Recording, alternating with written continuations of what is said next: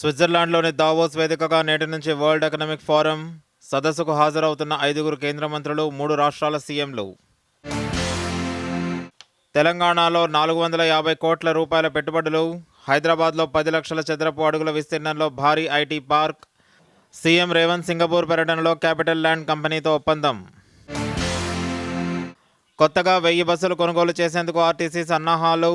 కాలం చెల్లిన బస్సుల స్థానంలో కొత్త బస్సులు ప్రవేశపెట్టేందుకు చర్యలు. కాళేశ్వరంపై జస్టిస్ ఘోష్ కమిషన్ విచారణ పునఃప్రారంభం. ప్రాజెక్టు నిర్మాణ సమయంలో ఉన్న మంత్రుల పాత్రపై ఆరా. ఈ నెల 25 నుంచి 28 వరకు సిపిఎం రాష్ట్ర మహాసభలు. తమ్మినేని స్థానంలో నూతన కార్యదర్శి ఎంపిక. 25న సంగారెడ్డిలో భారీ బహిరంగ సభ. హైదరాబాద్లోని పోలీస్ స్టేషన్లకు 573 మంది ఏఆర్ కానిస్టేబుళ్లు. సిబ్బంది కొరత తీర్చేందుకు సిపి సివి ఆనంద్ నిర్ణయం. కేంద్ర ఎన్నికల సంఘం పనితీరుపై ప్రధాని మోదీ ప్రశంసలు. నిష్పక్షపాతంగా ఎన్నికలు నిర్వహిస్తోందంటూ మన్ కీ బాత్లో వ్యాఖ్య.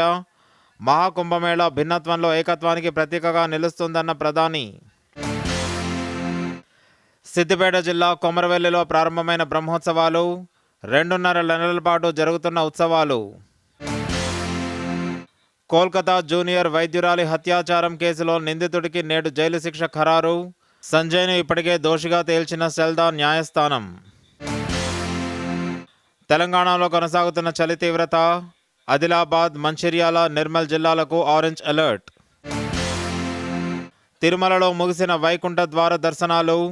10 రోజుల పాటు 6.83 లక్షల మందికి దర్శనం. నేటి నుంచి యథావిధిగా ఎస్ఎస్డి టోకెన్ల పంపిణీ. కట్రా శ్రీనగర్ మధ్య విజయవంతంగా సాగిన తొలి రైలు ప్రయాణం. ప్రారంభానికి సిద్ధమైన కొత్త బ్రాడ్ గేజ్ మార్గం. ప్రయాగ్రాజ్లోని మహాకుంభమేళాలో అగ్ని ప్రమాదం. సిలిండర్ పేలడంతో 18 టెంట్లకు అంటుకున్న మంటలు. వెంటనే స్పందించి ఆర్పివేసిన ఫైర్ సిబ్బంది. బాలీవుడ్ నటుడు సైఫ్పై దాడి చేసిన బంగ్లాదేశీయుడు అరెస్ట్. 5 రోజుల పోలీస్ కస్టడీకి న్యాయస్థానం అనుమతి. అమెరికా అధ్యక్షుడిగా నేడు డొనాల్డ్ ట్రంప్ ప్రమాణ స్వీకారం. తొలి రోజే 100కు పైగా కీలక నిర్ణయాలపై సంతకాలు చేసే అవకాశం. ట్రంప్ ప్రమాణ స్వీకారానికి భారత్ తరపున విదేశాంగ మంత్రి జయశంకర్ హాజరు. అమెరికా ఉపాధ్యక్షుడిగా ప్రమాణం చేయనున్న JD Vance.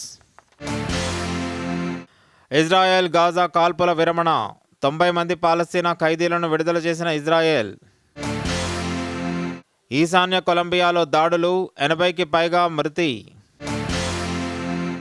First kho kho world కప్లో సత్తా చాటిన భారత్. నేపాల్ జట్లను ఓడించి టైటిల్ గెలిచిన మహిళలు, పురుషుల జట్లు. ఈ విజయం యువతరానికి స్ఫూర్తినిస్తుందన్న ప్రధాని మోదీ. కౌలాలంపూర్ వేదికగా అండర్-19 మహిళల టీ20 ప్రపంచ కప్. తొలి మ్యాచ్లో 9 వికెట్ల తేడాతో వెస్టిండీస్పై భారీ విజయం. రేపు రెండో మ్యాచ్లో మలేషియాతో తలపడనున్న భారత్.